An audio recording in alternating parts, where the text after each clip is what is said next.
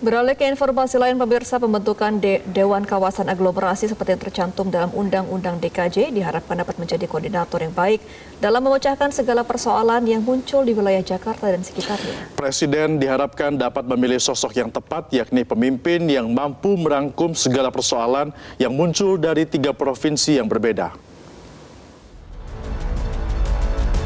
DPR RI telah menyetujui rancangan Undang-Undang Daerah Khusus Jakarta atau DKJ menjadi undang-undang dalam rapat paripurna DPR RI ke-14 masa persidangan 4 tahun sidang 2023-2024 yang digelar pada Kamis 28 Maret 2024.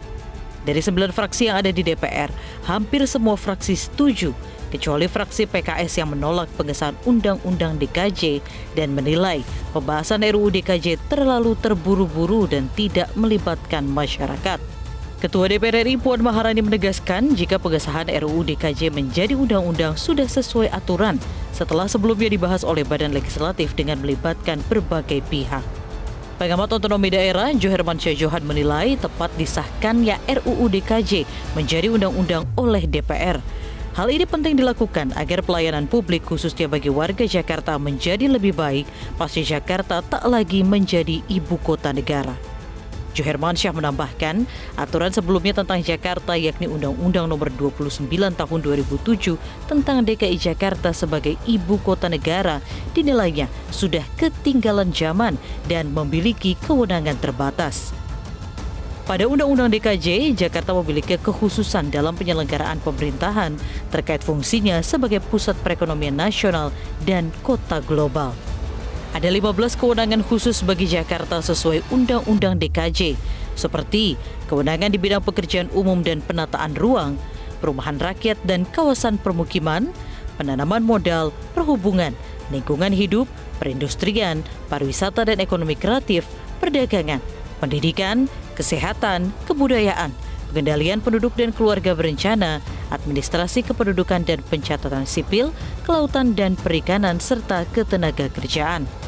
Pada aturan sebelumnya, kerjasama antara Pemda DKI dengan pemerintah daerah penyangganya dilakukan dengan membentuk Badan Kerjasama Pembangunan atau BKSP yang pimpinan tertingginya dijabat secara bergiliran oleh 3 kepala daerah, yakni Gubernur DKI, Gubernur Jawa Barat, dan Gubernur Banten. Namun, aturan baru dalam Undang-Undang DKJ mengatur nantinya kerjasama antar Pemda akan dikoordinasikan oleh Badan Kawasan Aglomerasi yang pimpinannya dipilih langsung oleh Presiden. Nah, itu yang paling tepat Presiden nunjuknya adalah orang yang paling kuat pengalamannya, tapi paling banyak pengalamannya ya, pernah jadi menteri, pernah jadi gubernur, misalnya kayak gitu ya, berwibawa dan ada dekat dengan Presiden, tidak harus wapres sih. Jadi kita kan kawasan aglomerasi itu aja sehingga mempercepat usaha untuk mengatasi banjir yang melibatkan daerah-daerah penyangga kita, daerah tetangga. Ya kan, yang juga melibatkan pusat karena pusat harus bikin ini, bikin itu, bikin waduk segala macam.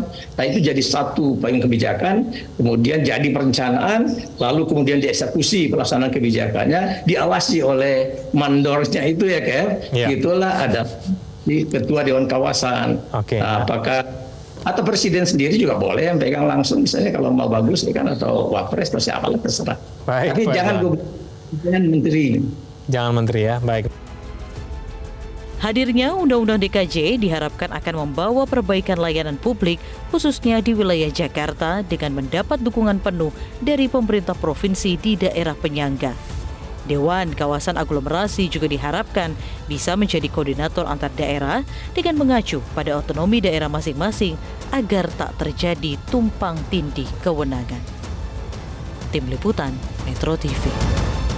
Jelajahi cara baru mendapatkan informasi. Download Metro TV Extend sekarang.